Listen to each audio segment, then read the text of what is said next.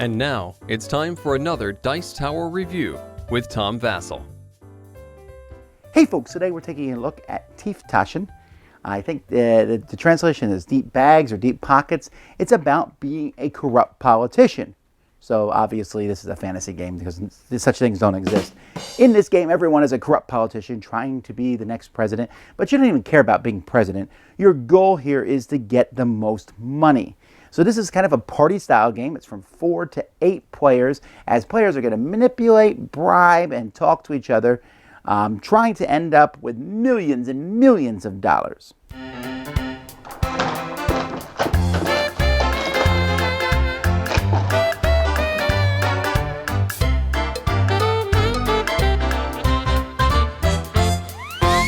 The goal of this game is to get the most money, and you're going to do that by collecting these money bills that are $1 through $5 million. They're all going to be shuffled together in a large deck. And in this deck, you're going to put a card that ends the game. And it has a kind of a unique mechanism. So if you're playing with, let's say, 5 players, you just put it here, and it shows you approximately where the card goes. And when this card is drawn, the game is going to be over. Now, each player is going to start with some money. Yay! A 2, a 3, and a 4 million card. All your money is kept secret. And then a player is also going to get 5 action cards of their color. So each player, there's lots of different colors. You'll take 5 action cards of that color. You're also going to get 2 bribery tokens and 1 investigator token. And then the game begins. Now, one person is the president. They'll start as the president, but the president's likely going to change. The way the game works is you will draw cards equal to the number of players in the middle of the table. So here I have a 1, 2, 4, 4, and 5. And let's say it's a 5-player game. And then you decide how to divvy them up. So I'm the president, and I'll be like, I'm going to keep the 5. I'm going to give the 4 to Sally, the 4 to Susan, the 2 to Joe, and the 1 to Bob. But I could say Bob gets nothing. You can do whatever you want. And everyone's going to look at this, and then they're going to vote on the deal. So everyone's going to secretly put a card down in front of themselves of the 5 that they have. You also can try to bribe someone to vote a certain way, and you also can put a private investigator in front of somebody. Now let's go over the cards and what they mean. First of all, there's accept and reject. A player can play any card they want. The president cannot play reject. But if at the end, after all the cards are revealed, if there are equal to or more accepts, then the deal passes and everyone gets their money. If there are more rejects, then the deal fails. If the deal fails, all the money is put back in the middle of the table. The president is forced to resign, and they are out of that round. So if it was me, I'm out. And so now the 4 players, the first person who voted for reject becomes, let's say, Joe voted for reject. Now Joe's going to divide this amongst only those 4 players. And if the same thing happens, then the next president would do it until finally there are more accepts than rejects, or at least equal to. So if no one plays an accept or reject, then the round ends, and then it automatically passes. I'm sorry. Now, you can try to bribe people, like I said. To do that, you can take a card that you have, and you can put it face down or face up, and put a token on it in front of another player. This means you will play accept. This means you'll play anything but accept. This means you'll play reject, and this means you'll play anything but reject. And if they do exactly what that token says, they will get to keep the card. And you can show everyone the card, you can hide the card, it's up to the players as they play the game.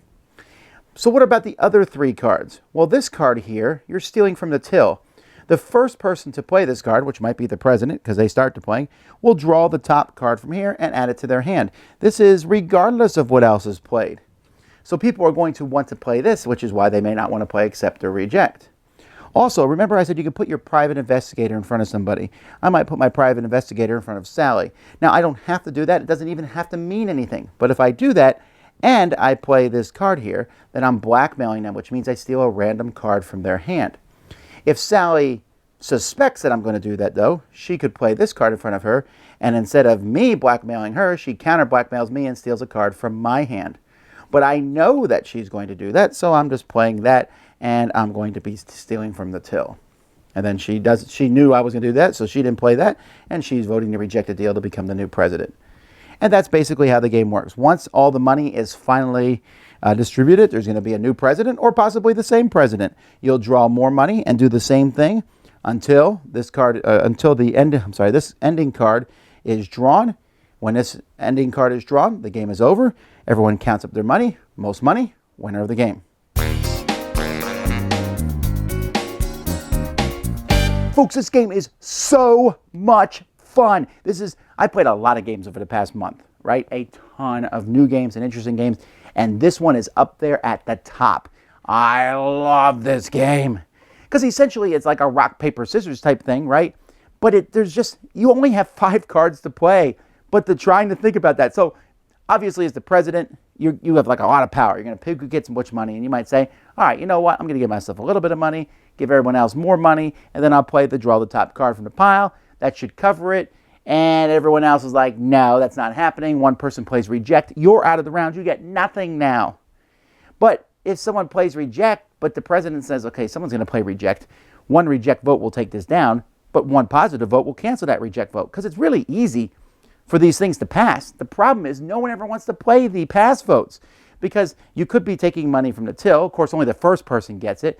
Or you could be, blackmailing another person and stealing one of their cards. Or someone might be coming after you. And so you're like constantly, no one wants to play the pass or reject. And the president could try to pass this thing, but then 2 people might go against him. So there's all this table discussion going on.